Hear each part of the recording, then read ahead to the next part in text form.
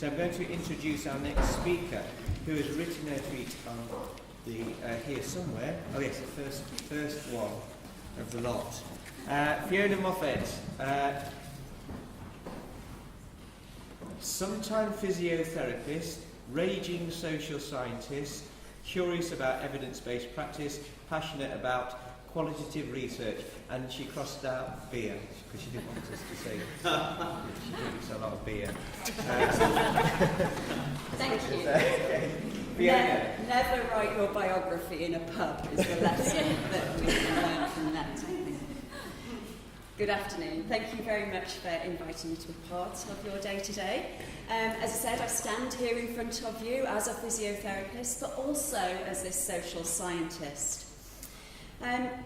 My remit today really is to construct this sociological critique of what we're calling evidence-based medicine. And by this, I mean I will argue that evidence-based medicine is not simply a common-sense and straightforward approach to clinical decision-making and practical management. I'll endeavour to argue that in actual fact, evidence-based medicine can in fact be conceived of as a political instrument. And we've touched upon this a little bit already this morning.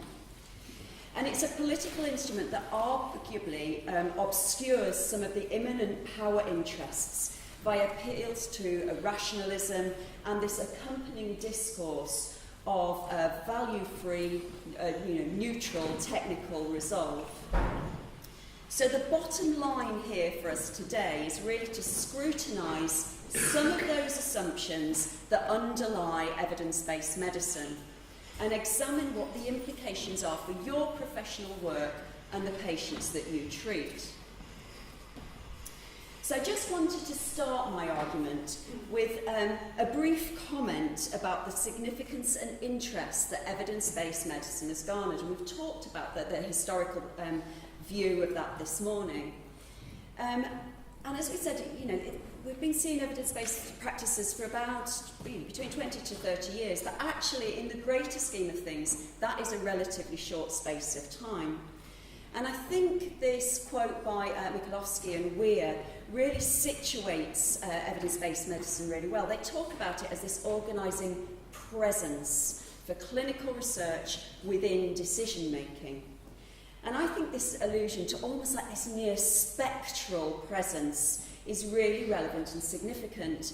And it strikes me as a clinician and obviously as a social scientist that it's this almost really pervasive nature of evidence-based medicine.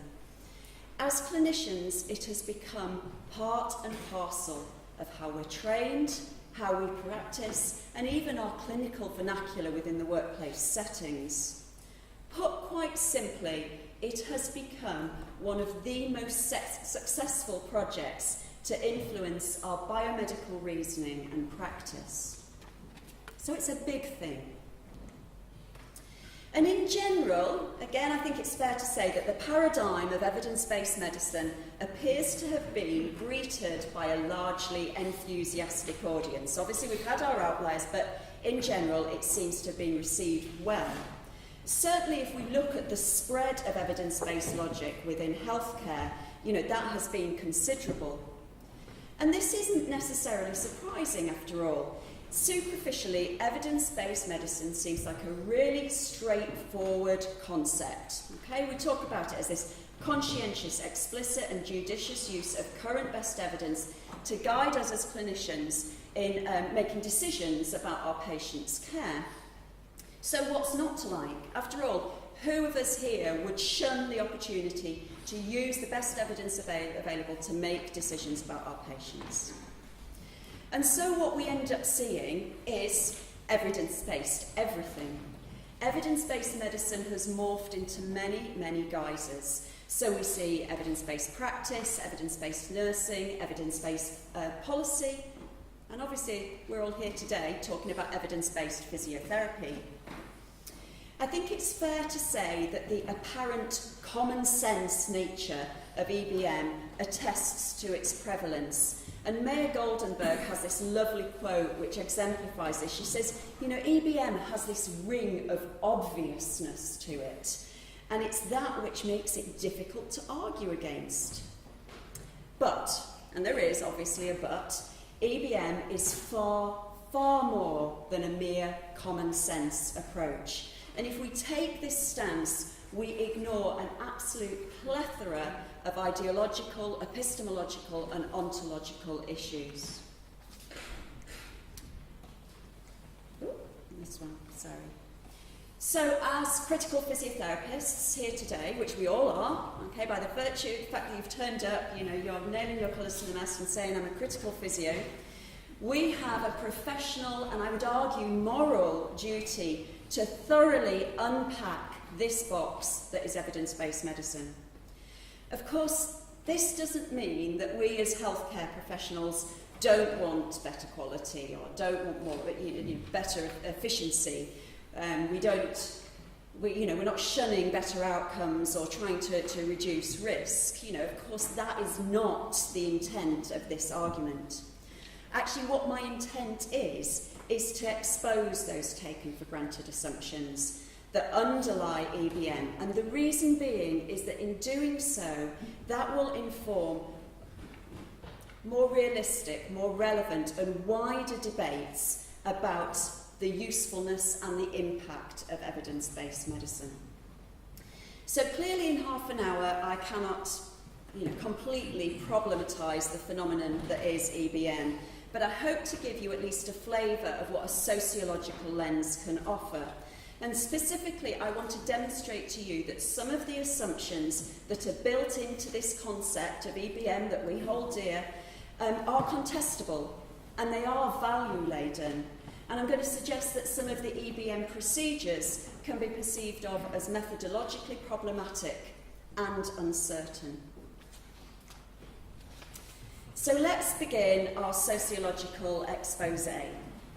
The traditional stepping off point for sociologists in the critique of evidence-based medicine has been an argument predominantly constructed around political economy. And by that I mean the consideration of how EBM can be understood or contextualised within these fluctuating tensions between state and capital and professional relations. So a particularly well-rehearsed argument in this arena is that of rationalisation and standardisation. And the perception that market logics are nefariously penetrating our health services. If you like, the McDonaldisation of clinical practice. So critics have attempted to make sense of evidence-based medicine by interpreting things like evidence-based practice guidelines as part of a neoliberal agenda intended to exert control predominantly over medical hegemony, but not exclusive to doctors, and to tie clinicians' decision-making practices to fiscal imperatives. So EBM has increasingly been discussed within the whole accounting discourse, implicating it not only within the climate of austerity and economic constraint, but also within this climate of declining professional trust and the call for increasing professional transparency and accountability. So as such, evidence-based medicine has been conceptualised as this collection of techniques and practices intended to provide a new approach to dealing with biomedical knowledge and biomedical authority, rendering it something that's explicit, something that is codified, it's measurable, and most significantly, it's open to bureaucratic scrutiny and control. So theoretically, this argument might seem quite rational, and again, we've sort of hinted at some of these issues this morning. But the principles of EBM are, after all, easily transformed into guidelines and protocols, and therefore it's quite easy to see where this argument has originated from. We could say that, those guidelines may have historically restricted our clinical judgment and our clinical practices. And certainly some of this seems to hint at Taylorist production line mentalities. But can we honestly argue that EBM has simply been a Trojan horse for public sector managerialism and the regulation of professional expertise, whatever that expertise is going to look like? Well, empirically at least, this argument is far from bomb-proof. Let's start with that idea that it's all been about controlling the behemoth that is medicine.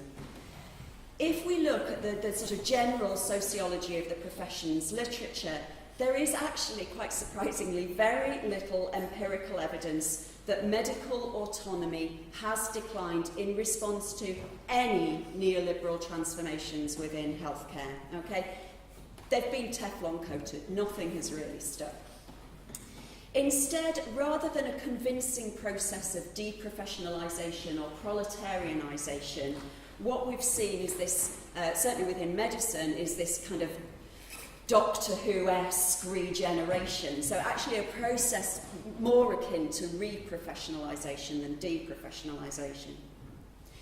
And specific to evidence-based medicine, some authors, particularly Trinder, have argued that actually we as healthcare professionals have strategically harnessed evidence-based medicine for our own resolve, our own purpose. We've perhaps used it as a radical professionalisation strategy.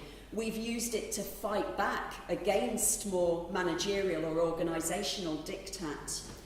And we've used the science base of evidence-based medicine as a professionalisation project to assert ourselves as a profession, to legitimise our own professional autonomy and authority. And we've seen this sort of activity very much within the allied health professions and within nursing. The argument about fiscal constraint doesn't really wash either. Whilst clearly improved efficiency and cost control was part of the whole EBM agenda, again, the empirical data shows that we have, via EBM, we've not realised the types of savings that might have been predicted. So there seems to be a number of holes in this argument which render it problematic. And for me, I think one of the central issues is that this argument seems to conflate evidence-based medicine with guidelines and protocols. And what it fails to attend to sufficiently is another critical element of evidence-based medicine. So what is this critical element that politico-ideological arguments seem to miss? Well, it's all about the knowledge relation. EBM embodies this conjoined relationship between science and clinical decision-making. It is not simply about this doctrinal assertion of formulaic guidelines. There is, if you like, this clinical translation process. And for me, exploring this conjoined relationship would appear to be a far more productive venture. What exactly is the nature of that relationship? Where and if and how does abstract epidemiological data become evidence that informs our individual clinical practice? Now, I'm not suggesting for a second that we become totally apolitical about EBM, but rather that we turn our attention instead to the way in which the formal rationality of evidence-based medicine connects with our clinical reasoning process. So let's explore this conjoined relationship from the perspective of our healthcare professional here. How does this jobbing physiotherapist deal with the challenge that evidence-based medicine throws her way? How does she take probabilistic rationalities from RCTs and attach it to her tacit knowledge, her clinical experience, and all the socio-cultural knowledge she has about this patient and the family unit? How does she use these very different forms of reasoning? Do they align or do they conflict? And how does she negotiate the space and deal with the apparent disconnect between trial-based evidence and the person-centred care that Rani and Stephen have been talking about? So there are two elements to consider here. The first is how this physiotherapist knows or values the evidence that's presented to her. And then the second element is how she then translates it to the clinical management of that little person there. So let's start first of all with how she understands or values the evidence. We know that healthcare professionals' ontological and epistemological assumptions of what constitutes knowledge or evidence varies very, very widely. As we've kind of alluded to in a slightly different way this morning, the notions of things like best evidence and methodological rigour are pretty much in the eye of the beholder at times, because they are intensely socio-political constructs. Evidence, as I said, it's what you make of it, and a really neat example of this can be seen in Broom et al.'s study, and they looked at oncology nurses and doctors, and these authors claimed that the nurses' discourse around evidence-based practice demonstrated this really complex dialectic between, on one hand, this need for a science-based legitimacy, but on the other hand, a need to preserve the values and beliefs that were embodied in the professional identity of nursing. In particular, nurses delineated themselves from the doctors in their rhetorical management of what constituted evidence. Ontologically, they were far, far more likely to perceive ill health as a subjective, lived experience. And therefore, epistemologically, they were drawn to qualitative data and patient narratives as legitimate sources of knowledge. The second element of this is to think about how that evidence then translates into practice. So assuming our physio has said, yep, I value this evidence, I think I can use it, how does she apply it to this individual? Empirically, the disconnect between formalised evidence-based medicine approaches and individual clinical decisions has been well documented. No matter how common sense or obvious evidence-based approaches may seem, do we always see it translated into practice? No, we don't. The application and integration of evidence into the decision-making process is often highly contingent and complex. Tracy kept saying this morning, it's messy, okay? We have to have ways of dealing with that. The professional response may be a simple rejection. No, I'm not changing. This isn't going to influence the way I work.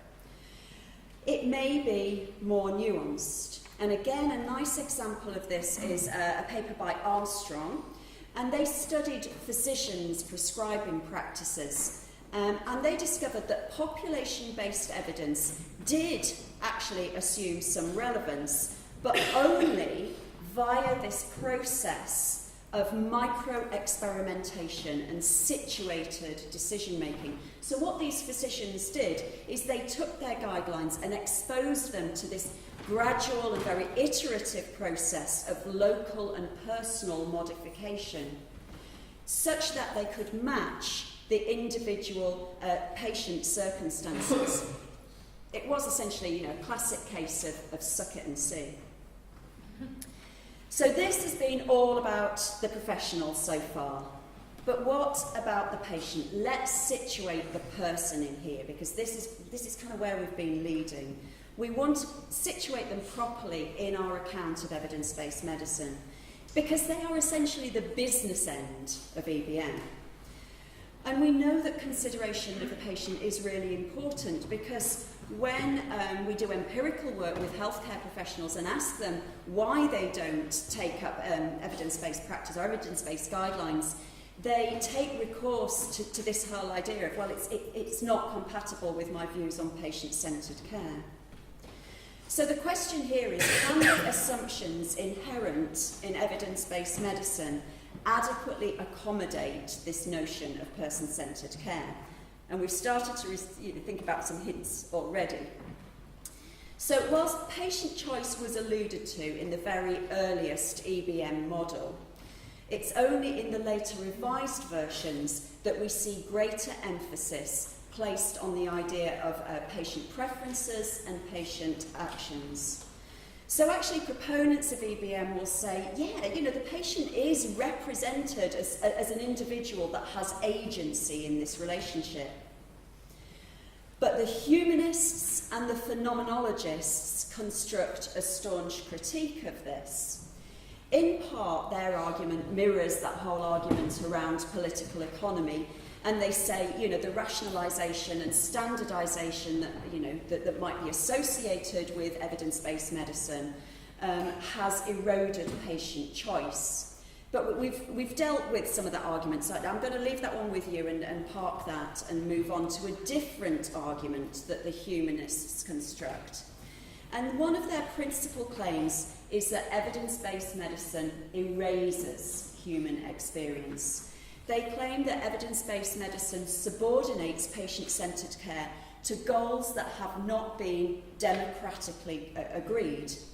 They challenge why relevant evidence is assumed to come from clinical trials and other objective measures, and they argue instead that the patient's own understanding of their experiences are just as legitimate sources of knowledge.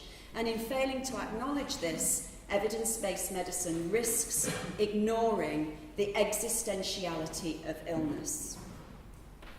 And yet this is important because we know that the non-somatic components, the subjective features of illness, remain absolutely critical to the experiences of ill health, the medical encounter, and potentially the subsequent recovery of that patient.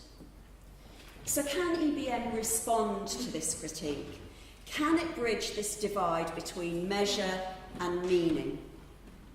Certainly the quantitative measures and generalisations that emerge from things like randomised controlled trials and epidemiological data are not commensurate with the questions of meaning that these phenomenologists and humanists are posing.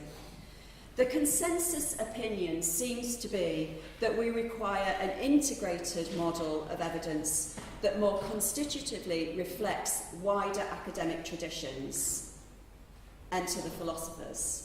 Enter the sociologists, enter the social anthropologists. And we also need much more nuanced notions of what constitutes evidence, as we've talked about this morning. You know, we said qualitative work not that long ago was considered the work of the devil. We're starting to see things change, but it is slow. We need to think about how we better use anthropological and, you know, and other forms of qualitative data as evidence. And, you know, value that. So to summarise so far, we've thought about these power relations that are made manifest via evidence-based medicine. We've discussed and problematised some of the claims that evidence-based medicine is about controlling and codifying biomedical knowledge and constraining professional autonomy and authority. We've also briefly examined the claims that for the patient, EBM ensures that power remains external to them, as it fails to adequately account for their human experience. But what might happen if we take a leap of faith and we move away from a position that views all power as disciplinary and surveillant? Can we adopt a more postmodern perspective and look at a more positive theory of power, something that constitutes rather than erodes subjects? So my suggestion is that we use the Foucauldian concept of governmentality as a heuristic framework for examining evidence-based medicine. And the governmentality perspective was part of Michel Foucault's much later work around the constitution of individuals' subjectivities. And it was a reflection of the fact that to pay undue attention to systems of domination is to actually ignore the potential for individual agency and self-governance. So governmentality is defined as the dual process of problematizing and acting on individual behaviours, shaping and managing personal conduct without violating its formally private status. If you like, it's about regulating or responsibilising a specific population without direct intervention. There are two distinct components that are required within this art of governing, and these are described by Foucault as rationalities and technologies. Now, rationalities are the knowledges that claim the status of truth, which render reality conceivable and measurable, calculable, and amenable to transformation. Technologies are the forms of interventions, if you like, that actually operationalise those rationalities, so that the process by which they come to be known, and the processes by which this governing from a distance is achieved. And considering rationalities and technologies in this fashion allows studies of governmentality to avoid these sort of overt dichotomies of things like power versus subjectivity, structure versus agency, and actually illuminates a much greater vista of political programmes, of social practices, and of rearticulations of identities and subjectivities in response to instruments of power such as evidence-based medicine. Now, before I lose you by going all Foucauldian, let's put this into practice, okay? So let's apply this process of governmentality to evidence-based medicine. What do all the discourses, all the things we hear about evidence-based medicine, all the things we talk about evidence-based medicine, what do they actually do in practice? How are professionals and patients co-opted into this regime of evidence-based practice? How do they then construct their professional rights and responsibilities? And what implications might that ultimately have for our patients? So let's start with these rationalities and technologies of government. The stepping off point for the discourse of evidence-based medicine is here. That healthcare quality and efficiency needs to be improved. This is essentially the process of problematisation, in which the formalised knowledge is evaluated relative to certain norms and associated with socio-economic concerns. So you open your newspaper and you see all sorts of figures about waiting time and outcomes. There is something tangible and measurable there that says we need to do better. The next rationality implicit within the evidence-based medicine paradigm is that population-based information is relevant to all. Okay? And this is operationalised by technologies such as the RCT and objective knowledge syntheses, in which knowledge is privileged according to a biomedically driven hierarchy of evidence. And some of the things that we've talked about this morning, so Tracy showed you that slide of, this swathe of evidence-based textbooks. These are all part of these technologies which are changing our culture. Within evidence-based medicine, rationalities are codified and explicit. Okay?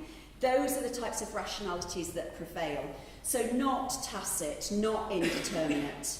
And it is this rationality which means that evidence-based medicine lends itself so well to clinical guidelines and protocols, because it says, we can write this down and you can follow it.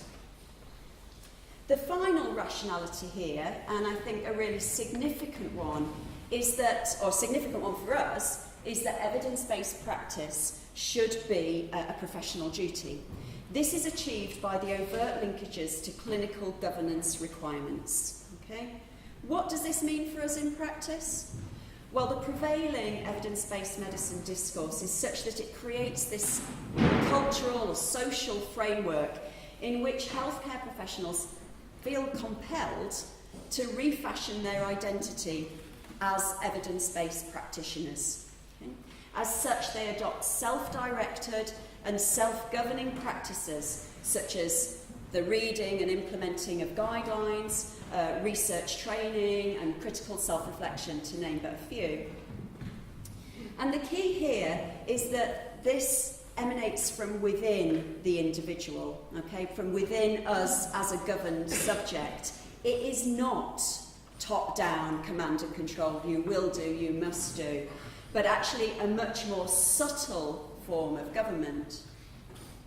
But so far this account has just considered the professional. So what impact does, or what influence can we look at for the patient from this process of governmentality? So a contemporary move has seen the mandate of evidence-based medicine move more obviously towards the patient via the use of things like, or the use of technologies like shared decision-making tools. And this, in essence, serves the purpose of making the patient complicit within the evidence-based medicine approach, based on the rationality that they have sufficient agency to make a rational choice. So is this looking a bit more like person-centred care? This is Bob. He's your patient. Okay, say hello, Bob.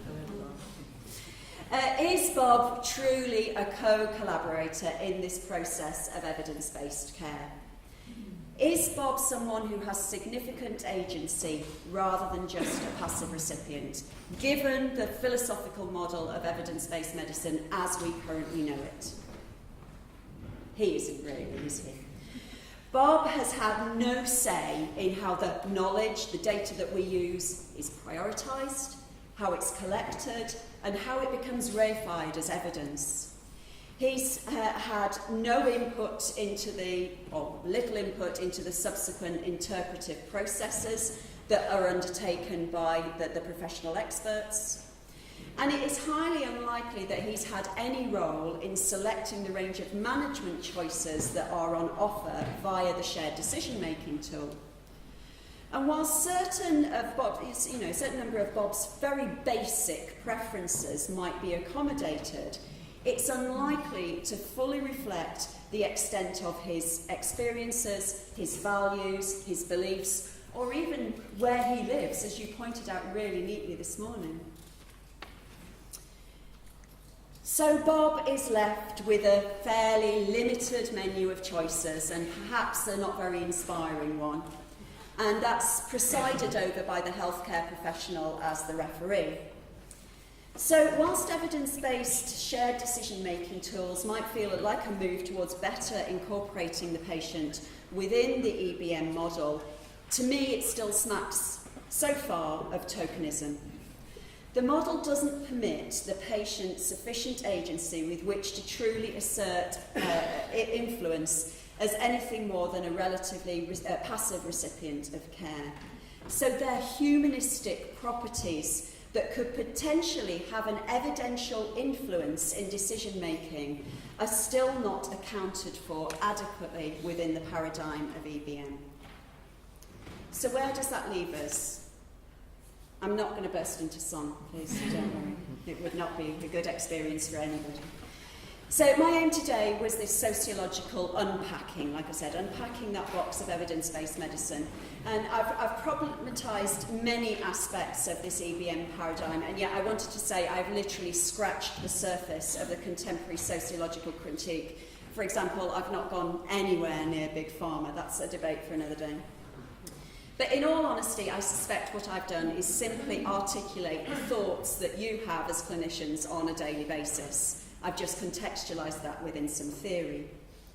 Now, my critique here is not intended to be an exclusively negative one. You know, I believe in using evidence, but I want to promote this more meaningful discussion around evidence-based medicine. I want us to truly understand what it means. I hope that I've highlighted the implications for you as professionals and for patients, and created a space in which we can consider opportunities for both within this complex movement, and think about the opportunities for both as this complex movement moves on into the future. So we're now nearly 30 years into the EBM movement, and the combination, as Roger was saying this morning, of the passage of time and the influence of input from other sort of academic specialities has permitted us sufficient perspective with which to really think about moving this paradigm on now. You know, now is the time to do this. And there are many, many roads that we could walk down to better understand how we do this, and sociology is just one of those. But I think interestingly, Roger said this morning that you know, that the end point for the empirical story and for the philosophical story is looking the same. And, you know, the same applies to sociology as well. He also said that we weren't going to give you any answers, and, you know, I'll clearly mirror that. I am not providing any answers. I don't know the answers. But I hope that I've exposed some assumptions. I hope that I've given you the material that you need to inform a debate. And that I hope we've done this thing that Emma said this morning about creating a creative space where we can have a logical and informed argument. But I am going to leave you with some questions this morning for us as a profession and for us as individuals to take away. I want us to think about what it means for our professional identity to be an evidence-based practitioner. I want us to think how we should know and value evidence or knowledge and data. I want us to think about how we apply that to the patient given all the other things we know. And I want to think how we represent our patients and their human experience in all of this that we do in a way which rejects the tokenism that I think we see at the moment. Thank you very much. If anybody wants, if I've whetted your appetite and you'd like more reading, then contact me via Twitter. Thank you.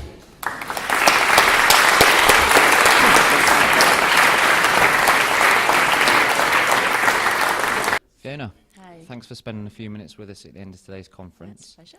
Now, you spoke today on the ideological critique of evidence-based physiotherapy, okay, and it was very much patient-focused. Yeah.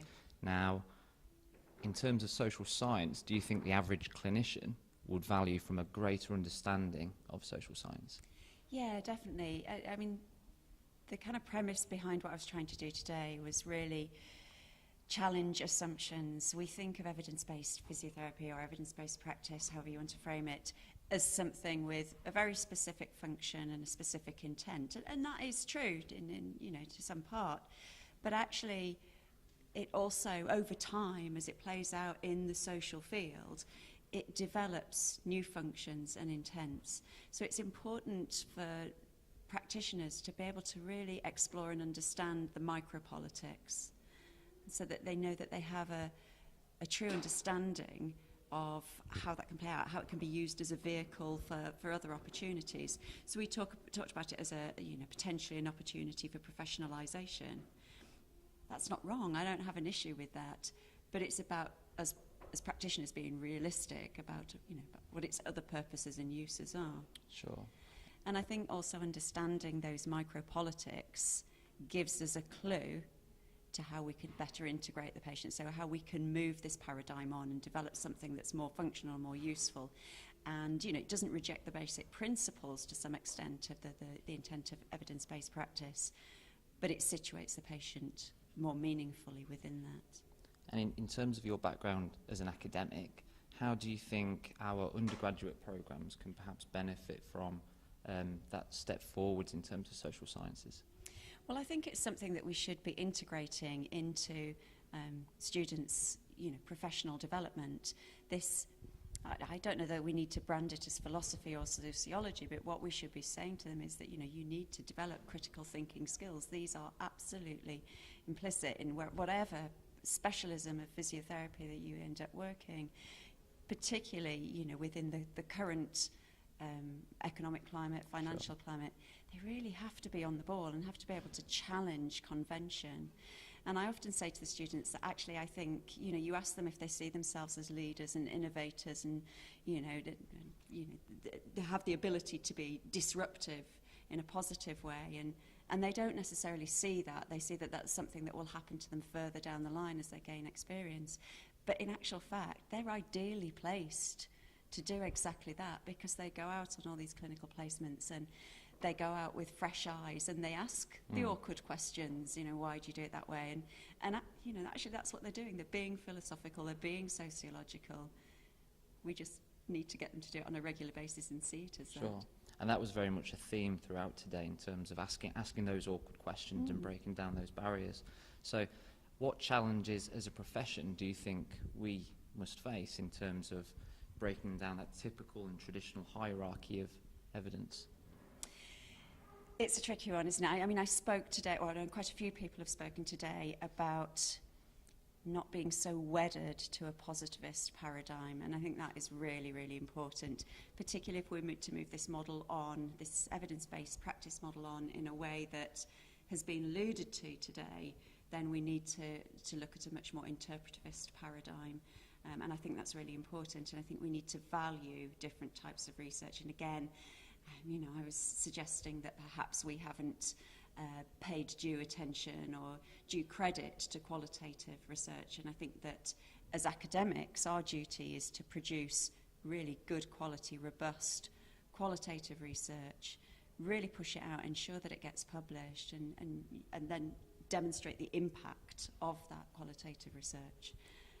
And I think that will affect a socio-cultural change, which makes you know, the kind of development in the EBM paradigm that we're suggesting is needed, much more feasible and attainable. That's great. Thanks, Fiona. Thank you.